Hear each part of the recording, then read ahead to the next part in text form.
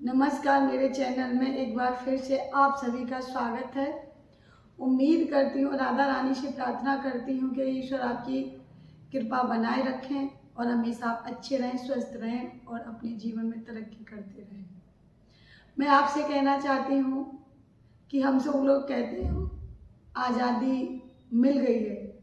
क्या आज़ादी ऐसी है कि हमारे पुरखे मर गए खेत काटते काटते, उसमें हमारे बच्चे भी जा रहे हैं और नेता के बच्चे नेता बन रहे हैं। नेता देश में मौज मार रहे हैं और बच्चे उनके विदेश में मौज मार रहे हैं। दुख इस बात का है कि काम भी कुछ नहीं करते हैं। ना तो कहीं टॉफी बेचता है, ना कहीं सब्जी बेचता है, ना खेती करता है, ना कहीं ट्रैक्टर चलाता है। लेकिन इतना पैसा आ कहाँ से रहा है, ये सोचने वाली बात है कि नहीं है। हम और आप रात दिन मेहनत करते हैं, नौकरी करते हैं, पनीर की सब्जी खाएंगे तो 10 बार पहले सोचना पड़ेगी, तब जाके एक हफ्ते में नंबर आएगा। क्योंकि महंगाई इतनी है, हमको लगती है, क्योंकि आप और हम नेता थोड़ी हैं, नेताओं को नहीं लगती है। उतने बच्चे हमारे और आपके खाना नहीं खाते हैं, उससे अच्छा उनके कुत्ते खाना खाते हैं और काम भी कुछ नहीं करते, नौकरी भी नहीं है, 1 रुपए की आमदनी नहीं है कहीं से नेताओं की, लेकिन पैसे उनके पास अथार्थ है। कहाँ से आ रहा है? इसका मतलब तुम चोर हो। जो हमारे विकास का पैसा आता है उसको आप चोरी करने अपने अकाउंट में डाल लेते हो, चोरी करके। यही है ना चोर होना। चोर को चोर ना कहें तो क्या कहें। अब लगता है हमको एक बार और इन नेताओं से बगावत करनी पड़ेगी। अच्छा, नेताओं की भी नहीं है गलती, गलती कुछ हमारी भी है, क्योंकि हम अपना वोट देते हैं तो हम सोचते नहीं हैं। ऐसा फंडा लेकर के आएंगे नेता कि पड़ोसी पड़ोसी को लड़वा देते हैं, सोचने तक देते ही नहीं हमको। कोई ले आएगा हम ठाकुर हैं, कोई कहेगा हम चौधरी हैं, कोई कहेगा हम यादव हैं।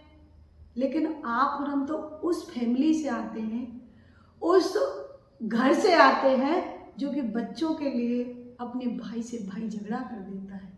मैं देखती हूँ गांव घरों में, सुनती भी हूँ, कई फैसले में भी गई हूँ कि एक भाई थोड़ी सी मेड़ काटता है तो दूसरा भाई जाकर के उसका सिर फोड़ देता है।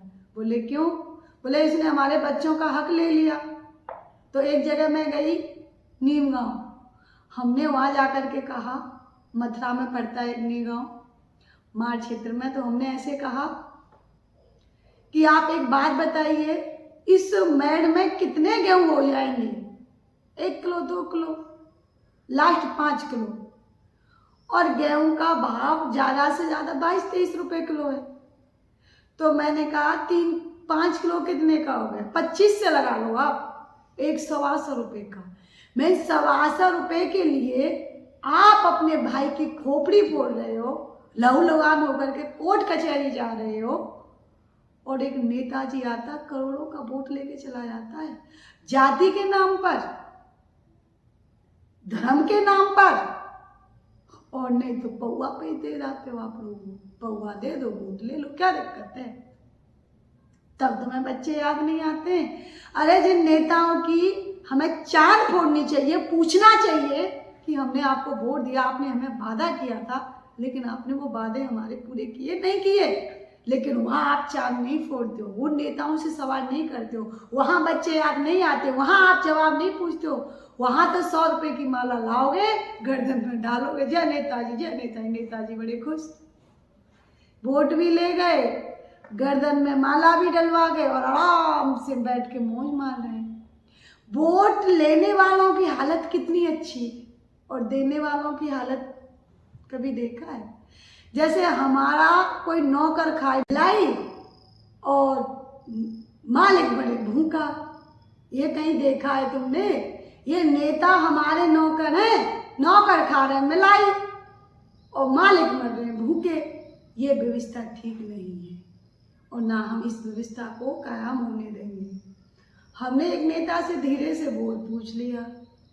मैं नेताजी बड़े चालाक हो, मैंने कहा आपको पता है कि ये जनता से वोट कैसे लेना है? वोट आता है तो आप आकर के पैर छूते हो। हमको लगता नेताजी हमारे पैर छू रहे हो, लेकिन बाद में पता चला हमारे नहीं, आप तो हमारे वोट के पैर छू रहे थे। वोट आया, पैरों में पड़ गया, जीत गया, कुर्सी से जब चिपक गया, हम गए उससे मिलने तो हमको तो भूल ही गया। तब समझ में आया हमारे नहीं, हमारे वोट के पैर छू रहा था। ये तो लगता है ये चीज आपको कि वो नेताजी 40 लाख की गाड़ी में आते हैं और आकर के झाड़ू लगाने वालों के पैर छूते हैं। सोचो क्यों? क्योंकि उसे पता है आपके वोट की कीमत, लेकिन आपको नहीं पता वोट की कीमत। अगर आपको पता होती इस वोट की कीमत तो आज उस वोट के जरिए आप अपने बच्चों की नौकरी की व्यवस्था कर सकते थे। अपने दिल पर हाथ रख के बताइए, क्या आपने और हमने कभी अपने बच्चों के लिए वोट दिया? जो हमने कभी फसल बोई नहीं है खेत में, उसको हम कैसे काट सकते हैं? हमने अपने बच्चों के लिए कभी वोट दिया ही नहीं। पढ़ाई पर अच्छी मिले बच्चों को इसलिए वोट नहीं दिया, नौकरी मिले इसलिए वोट नहीं दिया। हमने तो जाति धर्म और जानने वालों के नाम पर वोट दे दिया। आज बच्चों की गर्दन कट रही है, आज बच्चों का जीवन खराब है, आज बच्चों की शादी ब्याह होना बंद हो गया है। इसके जिम्मेदार नेताओं से ज्यादा हम लोग वोटर हैं। इस बात को हम और आपको याद रखना पड़ेगा और ये बात हमको माननी पड़ेगी, क्योंकि ये तो हमको सोचने नहीं देते हैं।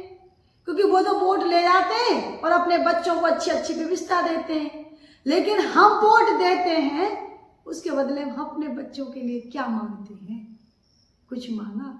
मैंने एक वीडियो देखी थी, एक लड़का था, वो आर्मी में, मतलब उसकी उम्र निकल गई, बहुत बार कोशिश की लेकिन किसी भी कारण वो नहीं लग पाया। वो टावर पर चढ़ गया और टावर से वीडियो वायरल करके नीचे मतलब गिरा। उसने कहा कि देखो भारत माँ, मेरी बहुत मन था, बहुत उम्मीद थी कि मैं आपकी सेवा करूं, लेकिन किसी कारण मैं नहीं पहुंच पाया हूं आर्मी में, लेकिन मैं दोबारा जन्म लूंगा और दोबारा से आऊंगा और आर्मी में मैं भारत माँ की सेवा करूंगा। वो बच्चे के अंदर ऐसी उम्मीद थी, लेकिन जब से 5 साल की नौकरी हुई है ये अग्निवीर 4 साल की, तब से तो लोगों का, बच्चों का उत्साह ही खत्म हो गया है। पहले मैं जाती थी गांव तो बम्बे पर, खेत पर बच्चे बड़ा दौड़ लगाते थे, लेकिन अब तो कोई दिखता ही नहीं है दौड़ लगाते हुए। कहते हैं, हमने कहा भाई क्यों नहीं दौड़ लगाते हो? बोले दीदी का बच्चा नेता बनेगा 5 साल के लिए और हम बनने के लिए जाएंगे 4 साल के लिए। दीदी हम नहीं जाएंगे, अब नेताजी बनेंगे फौजी और हम बनेंगे नेताजी। ये गांव के बच्चे कह रहे हैं।